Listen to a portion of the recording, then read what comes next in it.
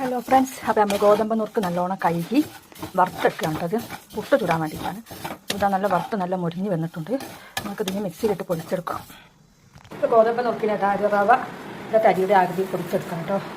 ഇതുകൂടി പൊടിച്ചെടുക്കാം. കുറച്ച് ഉപ്പ് ആഡ് ചെയ്തെടുക്കാം.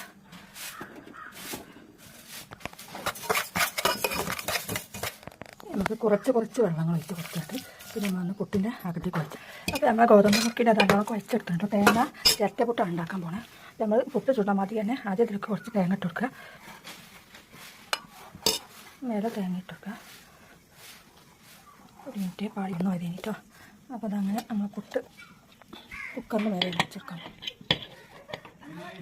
ഇപ്പോൾ അത് ആവി പോകുന്നുണ്ട്. ഇത് കുറച്ച് നേരം വേവാൻ കേട്ടോ. ഫസ്റ്റ് പുട്ടായി സെക്കൻഡ് പുട്ട് വെച്ച് കൊടുത്തിട്ടുണ്ട്.